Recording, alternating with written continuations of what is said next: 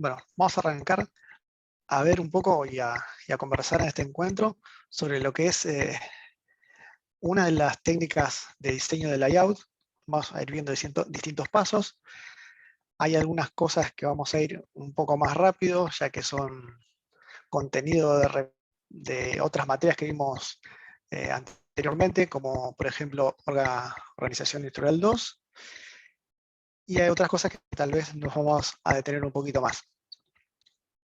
Como dijo Daniel, cualquier cosa vamos conversando, haciendo ida y vueltas. De lo que no se entienda, lo volvemos a explicar. Tal vez si no se entiende un poco con mis ejemplos, está abierta la conversación para que algún otro docente o inclusive alguno de ustedes con algún otro ejemplo pueda hacer más visual lo que se trata de explicar. Así que siéntanse libres en todo eso. Perdón, Oscar, acércate un Sí, poquito el micrófono porque se te escucha como entrecortado. Yo creo que es que tenés un poquito más lejos. ok. ¿Ahí se escucha mejor o no? Ahora sí, te escuché bien. Ok, bien. Bueno.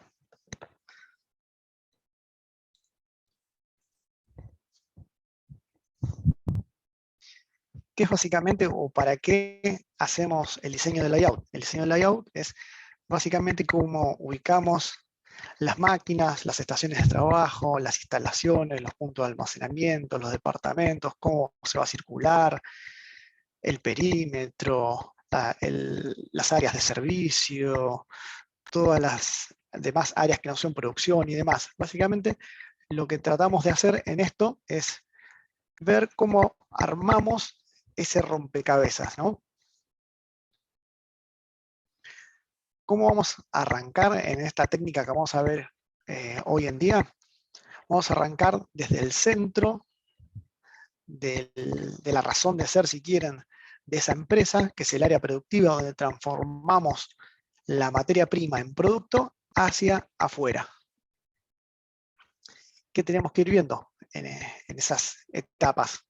En la primera etapa vamos a estar entonces desarrollando el área de proceso, donde tenemos que ver y entender y seleccionar, una vez definido ese producto que nos contaba Daniel hace un rato, qué equipos vamos a poner, dónde van a estar implantados o puestos esos equipos, cuáles son los espacios, cuál es la circulación, por dónde entra el mantenimiento, las calles, las sendas, los límites, si hay diques de contención ante derrames, cañerías, cómo se alimentan los servicios, cómo van a la exposición, los efluentes, etc.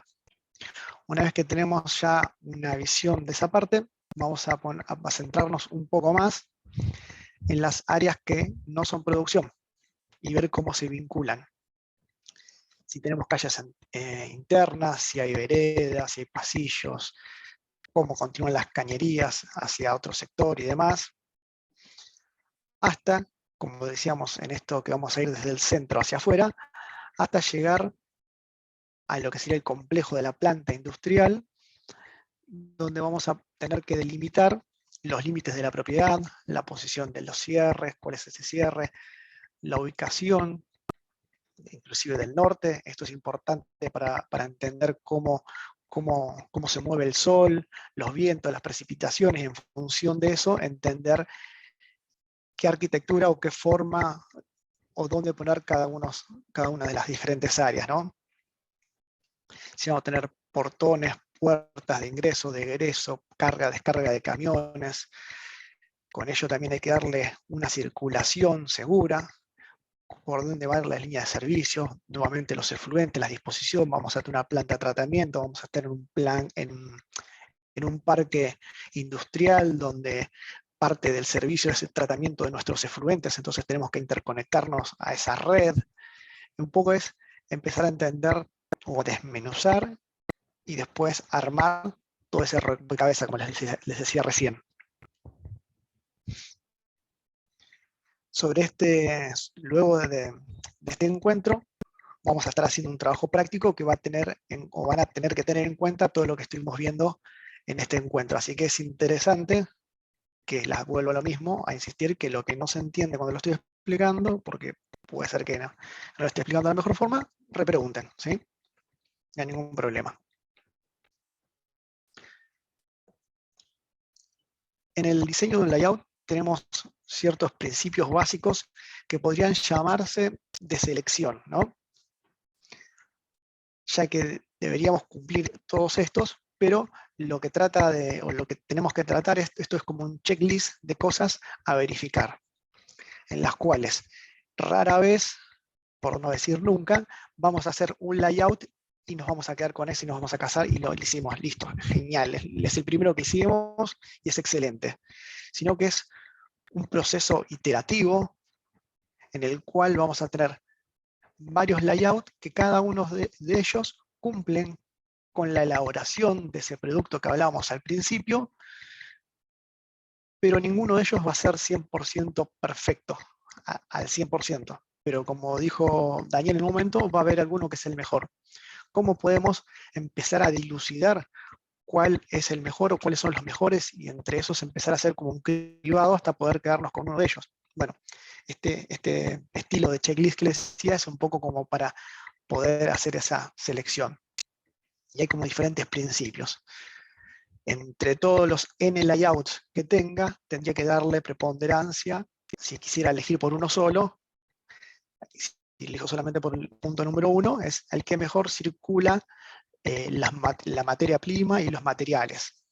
El segundo principio, si lo evalúo por sí solo, es de todos esos N layouts, cuál es el que da una mejor satisfacción o sentido de pertenencia o comodidad tanto al operador como la seguridad a él mismo y al proceso y a los equipos. Entonces yo tengo 5, tal vez hay uno que es el mejor en lo que tiene que ver la satisfacción y la seguridad. El tercero es el principio de la integración de conjunto, el que se integra mejor o el que integra mejor estos restantes 5 principios sería el ideal, o el principio de mínima distancia, que es el número 4, aquel layout de los N que yo tenga como propuesta va a ser el mejor, aquel que tenga una distancia recorrida, tanto por la materia prima, por el personal, etc., el cual tenga la mínima distancia, va a ser el mejor de todos ellos. El número 5 habla de cuán fácil es que se pueda reconvertir ese proceso productivo o poder soportar más variación en mi producto, ¿no? Nosotros lo diseñamos tal vez para un producto X, porque el mercado hoy es ese, y mañana el mercado puede demandar un producto de esa misma línea de productos, pero con ciertas características que lo diferencian. Bueno, si nuestro proceso lo deberíamos pensar, o nuestro layout, perdón, y proceso, está bien, es que mejor se adapte a una flexibilidad de una demanda futura, va a ser el que deberíamos seleccionar. El número 6 es el principio que habla de espacio. En el momento de diseñar un layout de cero, una modificación, muchas veces vamos a tener que tal vez construir o utilizar de la mejor forma el espacio que tenemos ya construido, y ese layout que aproveche mejor el espacio cúbico, ya que todo el espacio cúbico van a ser dólares, X dólares, alrededor de 1.000, 1.200, 1.500 dólares, perdón, el metro cuadrado de una planta, podemos tener como un valor de referencia. Entonces, cada metro cuadrado en exceso que tengan demasiado sin sentido, van a ser miles de dólares que vamos a estar desperdiciando. Y obviamente, el mejor en el layout que tengamos es el que nos dé la mayor productividad y o rentabilidad. Con todos estos 7 principios deberíamos poder, es una forma de empezar a seleccionar cuál de los N layouts es el mejor. Vamos a seguir avanzando porque hasta ahora es un poco abstracto tal vez, cómo vamos a hacer para darle sentido a esto. Como les decía, teníamos diferentes posibilidades. Desde un proyecto de una planta totalmente nueva, donde arranco desde inclusive la localización, donde decimos a ver cuál es, o decidimos cuál es el mejor lugar para implantar nuestro proyecto, nuestro layout. Ese es como el que el más vistoso si quieren, porque es una creación desde cero. Y también es el que en general se dan las menores tasas, ¿no? Lo que nos vamos a encontrar mayoritariamente en la industria es tal vez una expansión o un traslado de una planta existente o el reordenamiento de una planta que ya estaba en funcionamiento para optimización del proceso o porque tal vez el proceso necesita alguna variación que en su generación no estuvo pensada. Del sistema planta industrial tenemos diferentes subsistemas. Vamos a enfocarnos en la distribución de planta, que es un poco lo que hablamos al principio. Estos son algunos de los principios de diseño que tenemos que respetar, que es que el flujo de operaciones y por ende cómo va caminando y cómo se va transformando ese producto sea lo más ordenado posible, la implantación de los equipos, ver y velar por la seguridad, la mínima distancia que hablamos y la flexibilidad de los cambios. ¿Cómo vamos a darle forma o cómo vamos a empezar a visualizar el flujo de operaciones? Vamos a empezar por la primera etapa, que es el cursograma sinóptico. ¿Alguno se acuerda cómo estaba constituido un cursograma sinóptico? ¿Se acuerdan que teníamos dos tipos de cursogramas?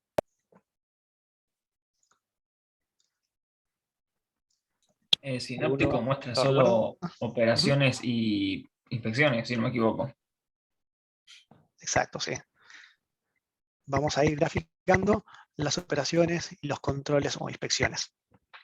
Como para ir entendiendo una primera mirada, cómo está compuesto nuestro proceso. Después vamos a seleccionar el tipo de distribución, que vamos a ver cuáles hay. Vamos a ver cómo empezamos a mover los materiales, por dónde los vamos a mover. Para eso vamos a tener que definir las calles y también a su vez cómo se va a mover el personal. Y por eso vamos a necesitar definir la circulación en general, desde calles, sendas, pasillos, etc. Este es el cursograma sinóptico que bien nombraron, que está constituido de operaciones y controles o inspecciones, como le guste llamarlo, y básicamente lo que trata de mostrarnos es que esta es la primera operación, la segunda, que después tenemos un control, que hay otra operación, que hay como un subensamble que se hace en estas líneas, puede ser una línea paralela, que después se subensambla con este preensamble y sigue hasta que en un momento llegamos al producto final.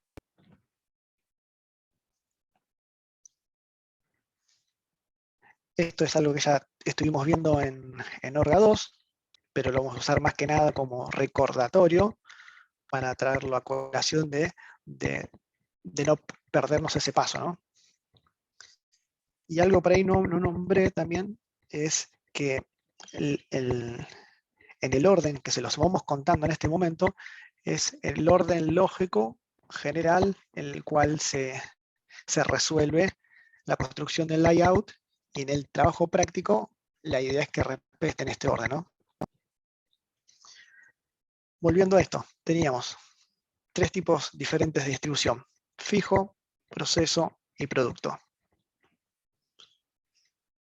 ¿Alguno se acuerda de alguna de estas tres distribuciones? Vamos a empezar con el fijo. Uy, ya casi le mostré. Bueno, ya le mostré.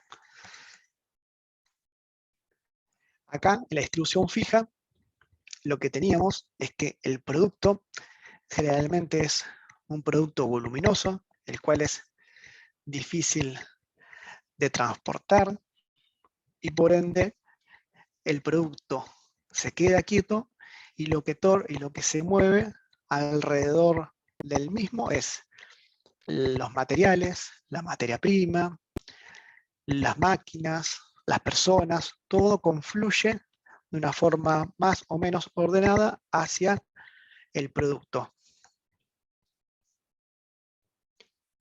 ¿Se acuerdan algunas de las ventajas y desventajas que tiene este tipo de distribución? Empezamos por las ventajas, si alguno se acuerda de algo. ¿O qué se les ocurre que puede tener como ventaja? Si Como no recuerdan. ventaja que se hace uno a la vez, y un inconveniente podría ser que no tenés mucha flexibilidad. Bien, las ventajas y desventajas un poco vamos a ir viéndolas para aclarar un poco, o algo que me llama la atención de lo que decís, en comparación de entre sí, ¿no? Vamos a tener las tres distribuciones y un poco como veíamos hace un rato, de esto de cómo seleccionamos el layout, con los tipos de distribuciones pasa algo similar. No hay una que sea perfecta ni la mejor, pero sí va a haber ventajas y desventajas en comparación entre uno y otro, así como cuando comparamos layouts.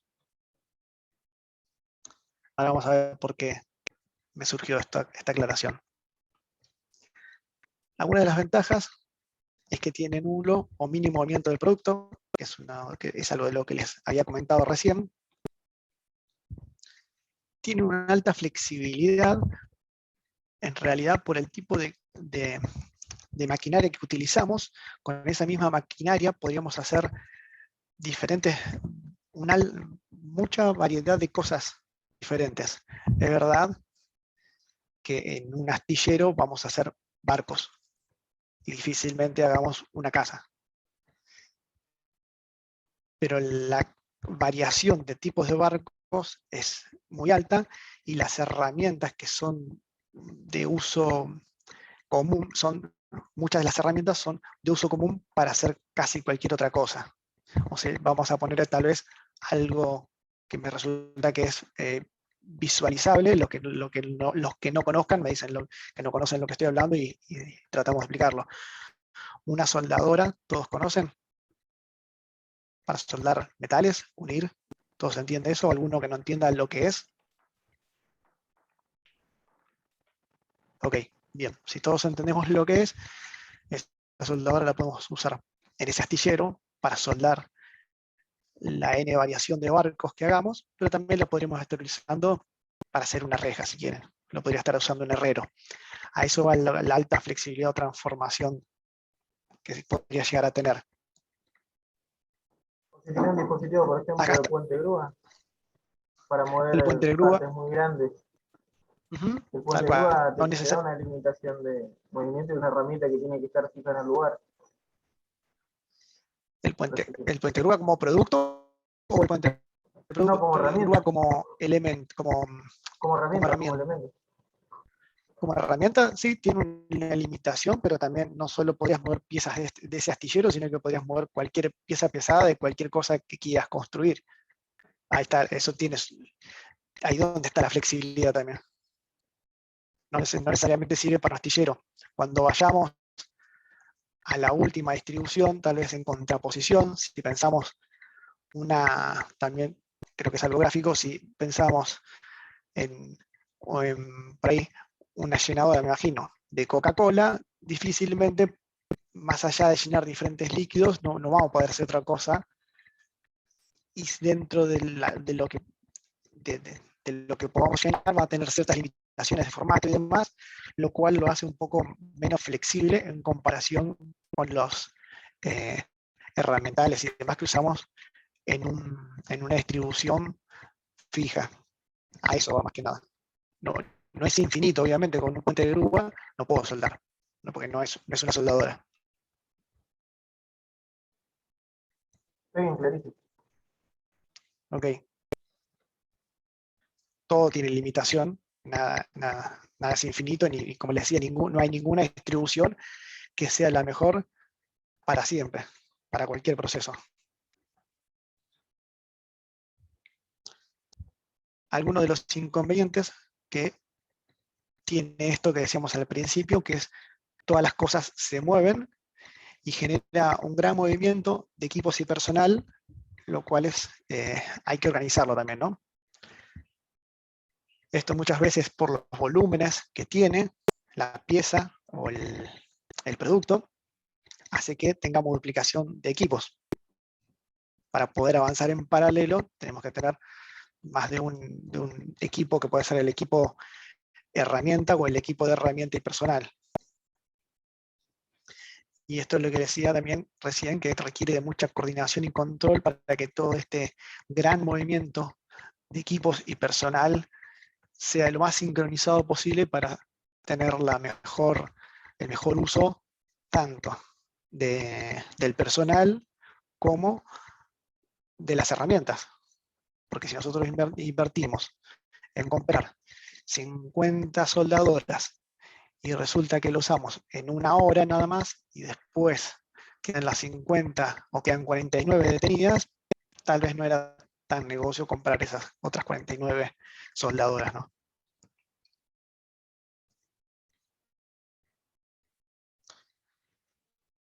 Bueno, tiene que ver con esto también, ¿no? Muy bajos niveles de utilización de equipos. Se suele dar y se le busca la solución de vuelta con este punto, que requiere mucha coordinación y control, y ahí es donde pasa la gran dificultad o el inconveniente de este tipo de distribución. Después teníamos también el que vimos en Orga 2, la distribución es por procesos. Acá lo que hacemos es, como podemos observar en esta imagen, tal vez de acá arriba, a la izquierda, hay agrupación de equipos o tareas que hacen el mismo proceso. Entonces eso nos da como una libertad o una multiplicidad de equipos del mismo tipo, lo cual puede hacer que el producto vaya pasando de esta estación tal vez a esta, y otro tipo de producto vaya a la misma área sin necesidad de que se choquen las tareas, siempre y cuando yo tenga, en este caso, tornos disponibles, ¿no? Obviamente tengo un límite, que en este caso son 5, más de 5 piezas a la vez no podría estar procesando.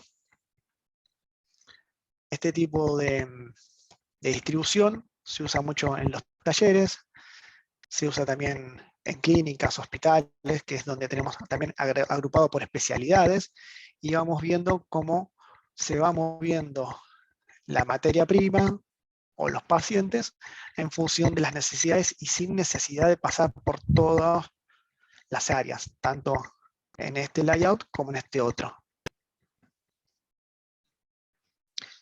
¿Cuáles son algunas de las ventajas? Tenemos mejor utilización de máquinas, un menor costo de inversión generalmente, aumenta un poco más la flexibilidad, por esto que podíamos hacer como diferentes caminos y procesar más de un semi-elaborado a la vez, permite la supervisión especializada por tareas, tanto en la metalmecánica como en la industria de la salud. Algunos de los inconvenientes, estas mayores líneas de flujo que hace también un poco compleja la gestión, ¿no? Generalmente se maneja materiales más caros. Lo que le está diciendo también, la planificación o la gestión o la planificación de la producción son sistemas complejos, y generalmente el tiempo de producción se alarga un poco. Así como el work in process, que es el trabajo en proceso, o todos los semi-elaborados que están en diferentes estaciones, ¿no? Uno se va dando cuenta de esto cuando a pie de la máquina tiene acumulación de semi-elaborados, o si quieren, cuando tiene acumulación de pacientes. Y ahí uno empieza a investigar qué está pasando ahí. Esto también es uno de los inconvenientes, que necesitamos operarios especializados, que conozcan de esas máquinas, herramientas, o de cierta especialidad en el campo de la medicina.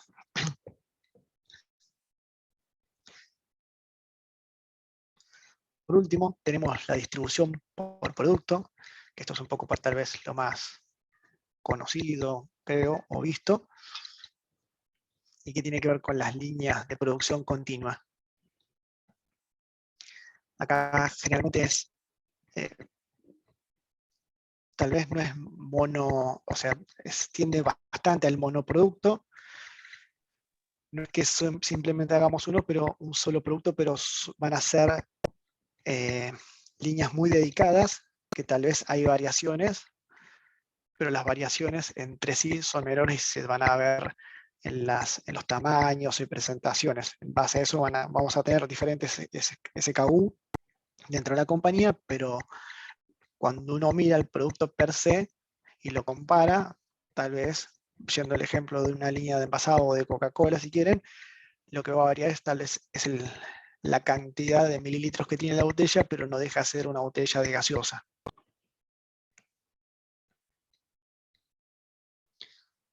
Cuando uno mira estas líneas, tiene un flujo más lógico y armónico, no va a tener los entrecruzamientos que tiene la distribución anterior por proceso. Uno mira y la materia entra por un lado, camina por las líneas y sale al final de la línea. Se disminuye por esto de ser un flujo continuo, el trabajo en proceso. Los tiempos de producción generalmente son más cortos, por esto también de que es más fácil de programar, porque de vuelta entro por un lado y salgo por el otro. Entonces, paso 1, paso 2, paso 3, paso 4, y sale el producto. En línea con el primer punto, las líneas de flujo son menores, y no precisa operarios especializados. Esto no quiere decir de que podemos poner cualquier persona que viene caminando por la vereda y la metemos en una máquina, porque las máquinas dedicadas generalmente van a ser bastante automatizadas y van a tener su complejidad. Pero al estar haciendo una tarea rutinaria, es un entrenamiento que en general es menos complejo que el entrenamiento necesario para poder manejar los otros tipos de distribución, o la cualificación que necesitan los operarios en los otros tipos de distribuciones.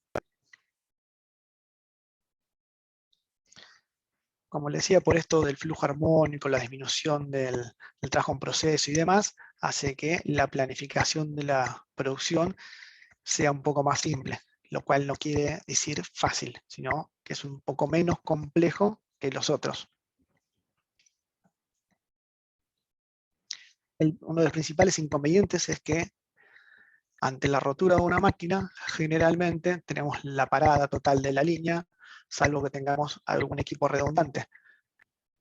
Pero difícilmente tengamos toda una línea con todos equipos duplicados o redundantes.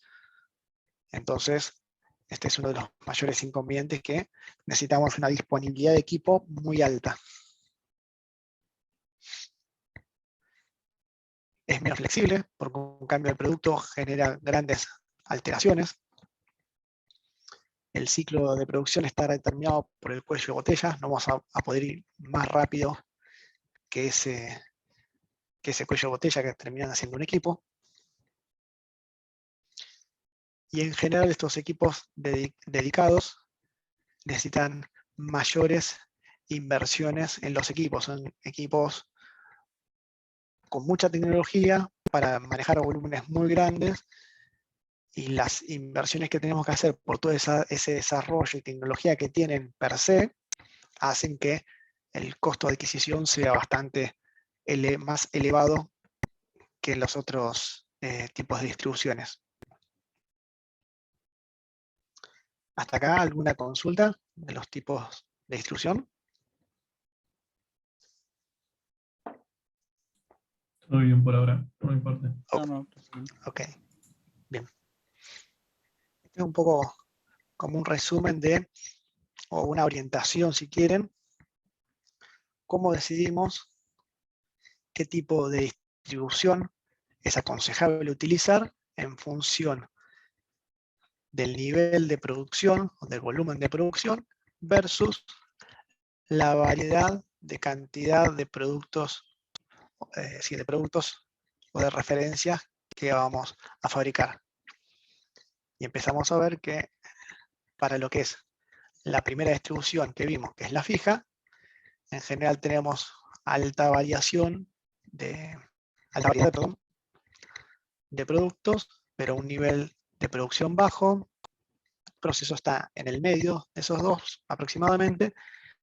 Y para altos volúmenes de producción y poca variedad de productos, elegimos generalmente una distribución por producto.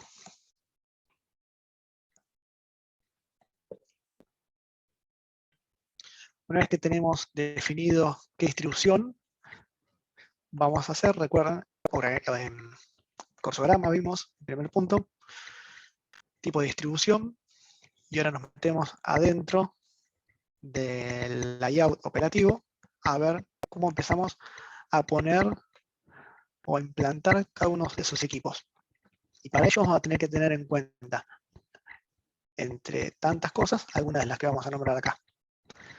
Las dimensiones del equipo, o sea, si uno lo pone y hace una sombra, decir, bueno, cuánto necesita, cuánto tiene de ancho, cuánto tiene de profundidad, cuánto tiene de alto, qué volumen básicamente ocupa y dónde lo va a estar.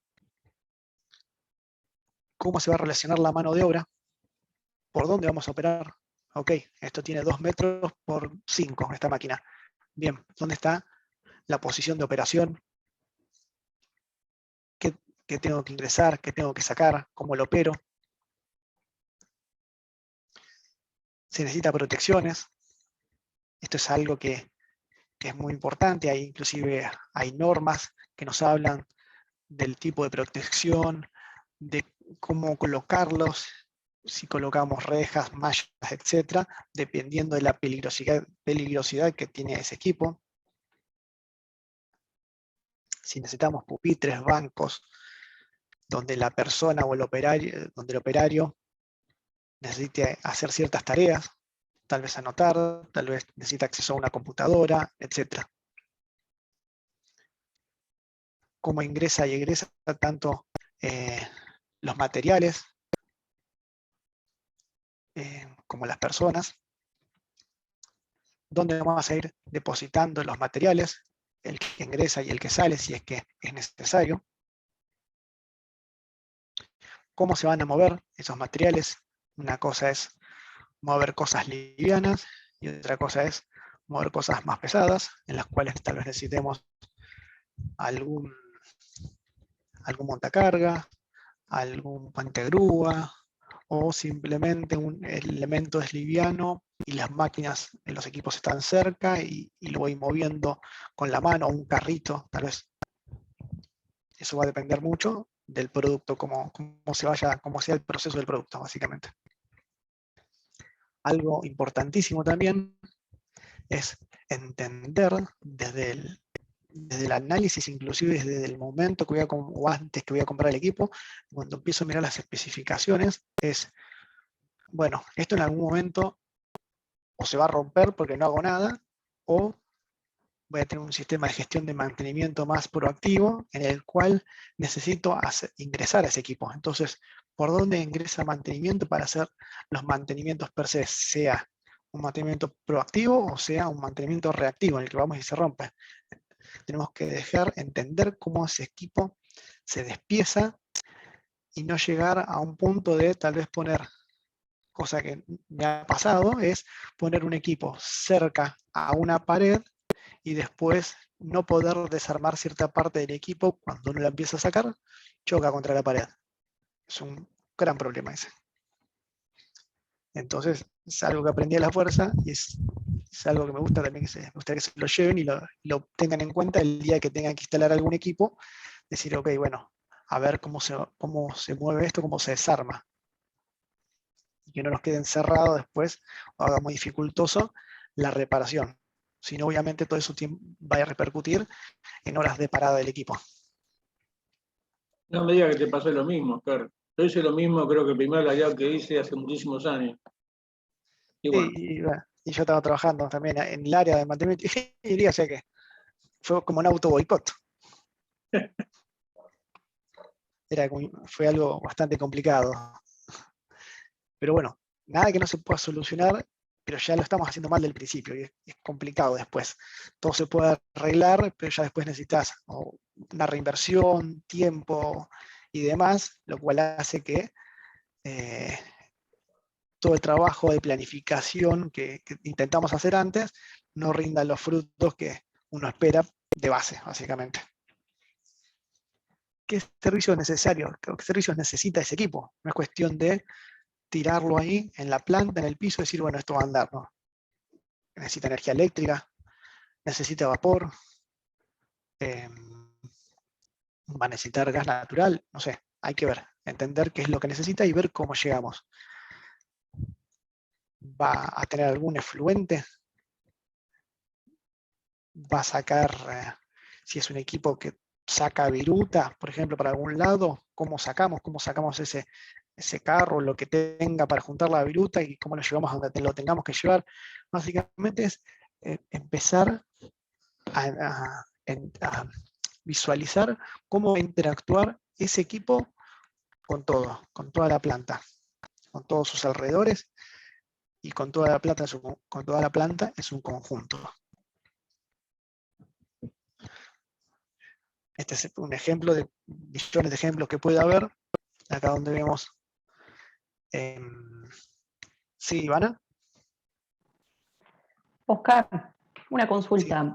Lo que es, digamos, esta visualización, análisis, ¿no?, que se hace con respecto a los equipos, ¿es válido para cualquier tipo de distribución de layout? ¿Es para los tres? Sí. Sí, sí. En realidad tendríamos que verlo para cualquiera de los tres, tendríamos que tener en cuenta esto. Bien, bien. Gracias.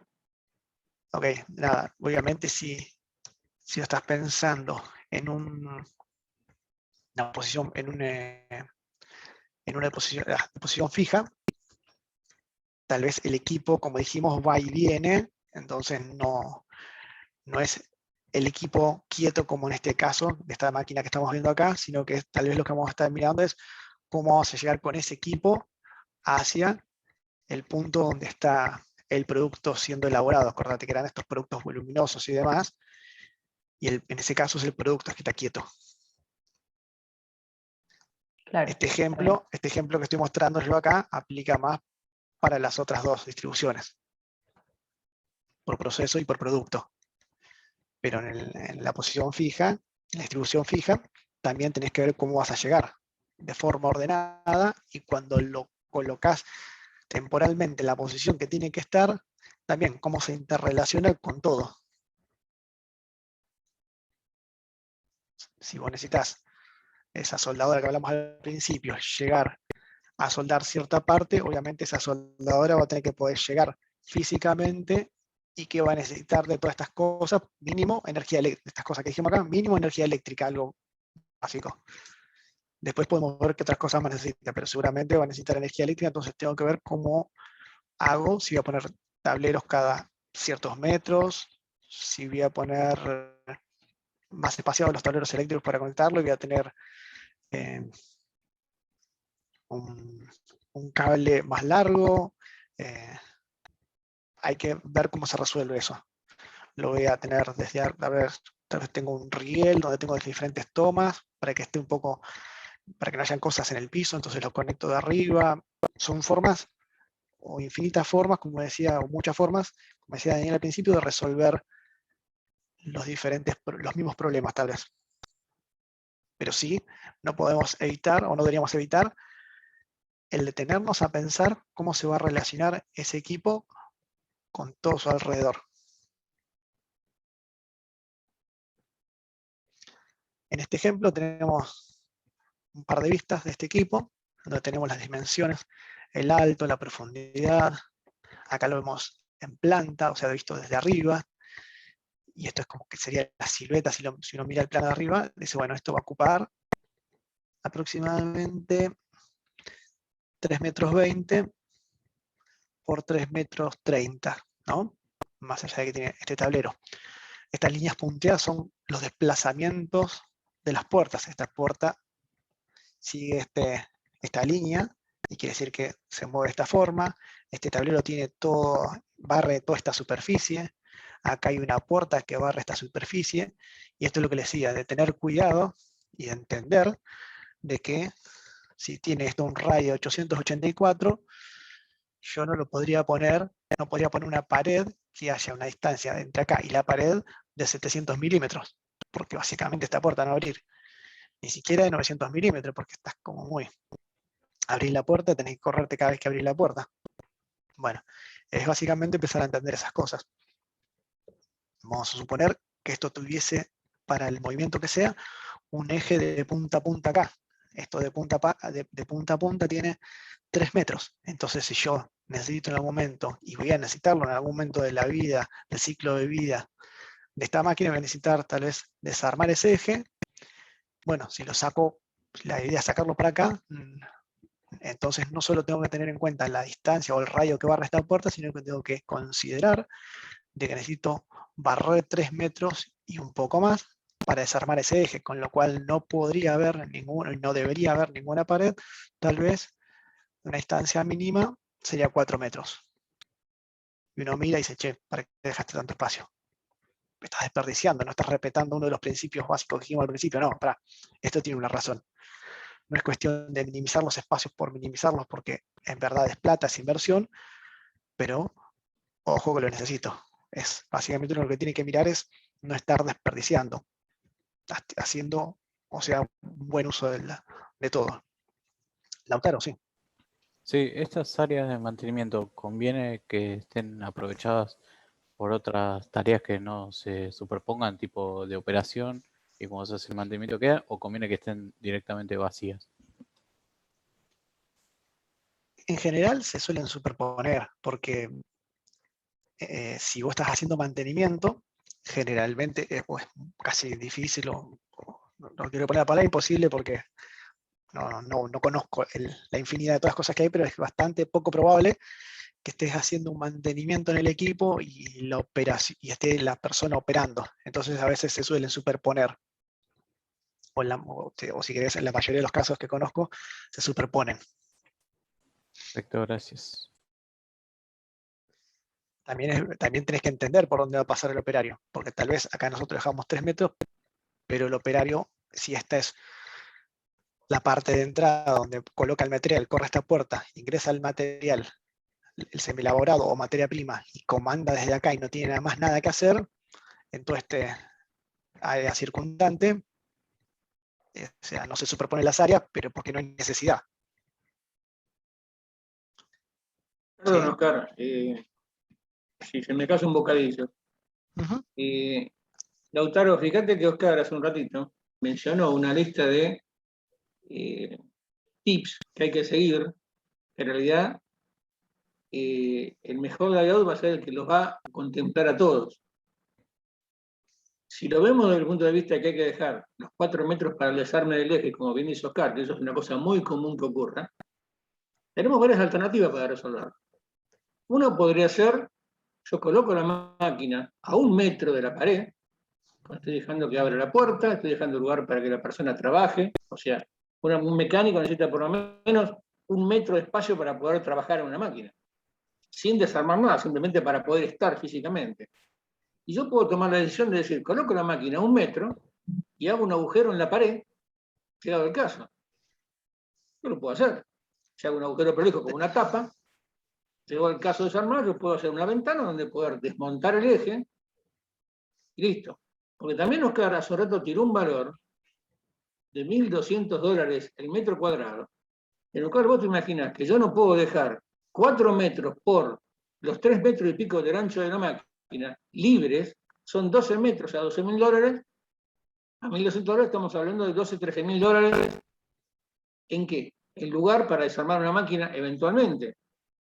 Entonces ahí es donde vos tenés que empezar a buscar compatibilizar todos los requisitos que había mencionado Oscar anteriormente, esto es decir, ¿el espacio necesario? Sí, pero ojo el costo.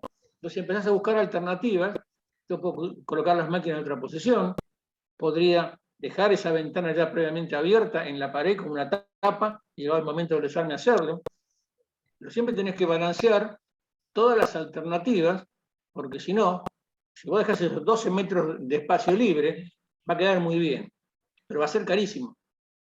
Y aparte hay una realidad que Oscar me va a entender seguramente, que en las empresas no hay lugar que no se ocupe. El espacio vacío o limpio no existe. Si vos dejás ese lugar, algo va a ir a parar ahí, siempre. Van a poner pales vacíos, van a poner pales con mercadería, van a poner estantería. productos. ¿Cómo? Una estantería. Una estantería, algo van a poner. Entonces, en definitiva, lo que conviene cuando uno hace el layout, cuando uno está haciendo el layout, es pensar en todos los lugares que van a quedar definidos. Y vos tenés que definir qué va a ir en cada lugar. Perfecto, ¿Sí? clarísimo, Dani. Gracias, Oscar. No, a vos. Sí, lo mismo que la seguridad. O sea, cuando hablamos en un momento como un tip de la seguridad, uno tiene que tratar de pensar. Primero uno tiene que marcarle por dónde ir de forma segura a cada una de las personas y después pensar si eso es también operativo, porque nosotros podemos hacer un layout muy lindo con con las sendas que nos parecen fantásticas, pero después lo hacemos caminar 85 metros el operario cuando puede hacer ese mismo recorrido en 20 metros por un lado cruzando todo y lo hace de forma insegura como dibujamos el layout, pero también es un tema de mal diseño del layout. Es entender también, decir, esto de la mínima distancia. A ninguno nos gusta caminar sin sentido, porque tenés que ir y venir, y más si llevas algo, si tenés que hacerlo repetitivamente. Una cosa es tal vez si, bueno, entro en mi puesto, camino estos 85 metros y me quedo ahí, y otra cosa es si tengo que ir y venir esos 85 metros porque tengo que hacer el movimiento de alguna cosa. Pero uno siempre tiene que estar viendo y tratando de balancear todo esto. Por eso les decía, no es que uno hace un layout, lo termina y se sienta a contemplar la maravilla que hizo de la Gioconda o el David, lo que quiera. No, hace N repeticiones y después empieza a evaluar con cuál de ellas se queda en función de todas estas cosas que estamos viendo. Obviamente tampoco es que tal vez hace 10 y después los compara, sino va viendo uno, hay cosas que no le cierran, entonces piensa en otro diseño y algo que le gustó del primero y no lo conservó en el segundo, pero algo que le pareció mejor en el segundo, y entonces traslada esa combinación al tercero, y en función de eso vamos viendo o haciendo diferentes alternativas. Esta puede ser otro ejemplo, donde podemos tener esa área de circulación o de operación, si quieren, y un área más grande donde incluye también el depósito. Supongamos que esto es el depósito de materia prima, donde va a estar tomando el operario para colocar su semi-elaborado o materia prima en ese equipo, y se va a poder mover después de acá, sacar por una calle, etc. Eso es cuestión de diseño. Siempre sin olvidarnos todos los principios de diseño que tenemos que tener en mente, ¿no? Diferentes líneas de flujo pueden ser rectas o continuas, separadas, L, U, vamos a ir viendo un poco. En flujos horizontales también hay verticales. La otra vez Romina nos había compartido, cuando ella estaba trabajando en este molino marinero, cómo usaban esto de las 3 dimensiones que hablamos al principio, de que tenían como unos hilos arriba y después iban bajándolos por diferentes, no sé, Romina, si querés contarlo un poco vos, para que no me equivoque yo. Sí, no. Justamente en los molinos lo que se trata de aprovechar es la gravedad, ¿no? Entonces se disponen los edificios en forma vertical. El proceso sigue secuencias, digamos, espiraladas, pero el producto está todo el tiempo bajando por gravedad y elevándose a través de distintos mecanismos, ya sean cangilones o transporte por aire. Pero bueno, esta disposición permite hacer mucho más eficiente el uso del espacio y el uso de los recursos. Y de la energía también. La energía es primordial ahora en las industrias y el transporte consume mucha energía.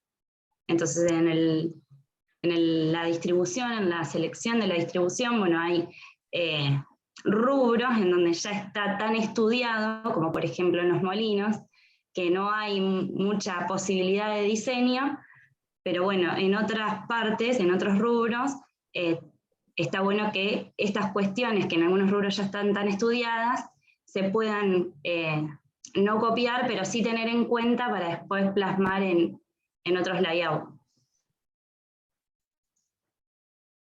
¿Se entiende lo que estamos tratando de comentar?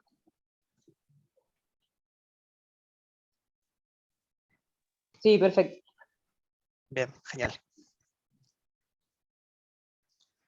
¿A qué denominamos flujo lineal? Básicamente es el más simple de ver y también de organizar, si quieren, porque es donde ponemos un equipo a continuación del otro en una forma lineal, una recta parece. ¿Qué tiene de bueno o de malo? Y básicamente es fácil de organizar porque pones un equipo a continuación del otro, queda bastante prolijito y vistoso. Lo que tiene de complejo o de poco flexible es que en el momento de que ponemos un equipo, vamos a suponer este es un puesto de trabajo y este es otro puesto de trabajo, si en algún momento quisiéramos variar la cantidad de personal por lo que sea necesario, y en vez de 2 personas queremos colocar una sola, esta persona va a tener que ir y venir continuamente y recorrer esta distancia, y dependiendo las dimensiones de los equipos, de los puestos de operación, tal vez esto sea demasiado y haga que la velocidad de la línea o la capacidad de producción baje mucho, no por la capacidad per se de cada uno de los equipos, sino por el tiempo que le demora, y más allá del cansancio también, ¿no? Que las dos cosas están asociadas.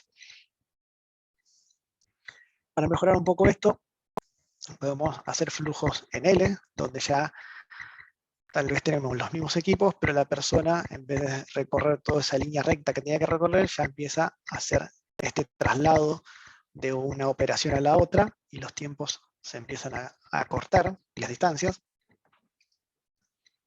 Un poco más óptimo para esta atención simultánea sería hacer flujos en U. Entonces yo puedo de forma más fácil variar la capacidad productiva de toda la línea, variando la cantidad de personal.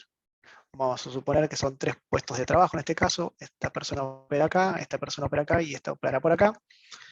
Si yo pongo las 3 personas en este puesto, voy a tener la capacidad máxima de la línea, pero como casi todos los procesos tienen una estacionalidad, cuando llego a la estación de baja demanda, puedo prescindir de una de las personas o 2. Vamos a suponer el caso más reducido en que prescindo de 2 y me quedo con una persona que atiende estos 3 puestos, tal vez, obviamente a otra capacidad de línea. Entiéndase que lo que varía no es la capacidad de los equipos per se, sino que es la capacidad de la línea por la utilización de más o menos mano de obra, lo cual hace más o menos rápido o incrementa o decrece la capacidad total de la línea. Después hay algunas alternativas, otras alternativas en U que se hace un poco más cerrado todavía, como para hacer una atención simultánea mayor de equipos. Esto tiene la complejidad, o sea, tiene como pro esto de que podemos variar la necesidad de personal y poner la capacidad de la línea.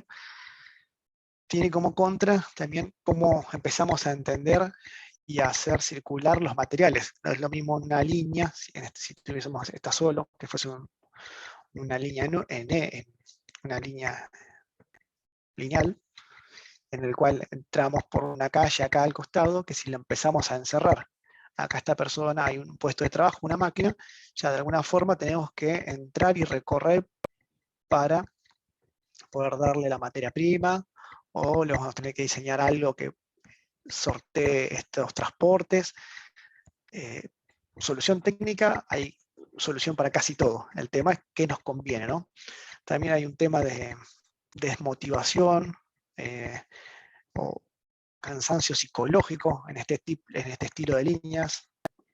Entonces a veces no es tan recomendable llegar a un encierro virtual de la persona en lo que se denomina jaula de pájaro y queda aislado ahí el operario.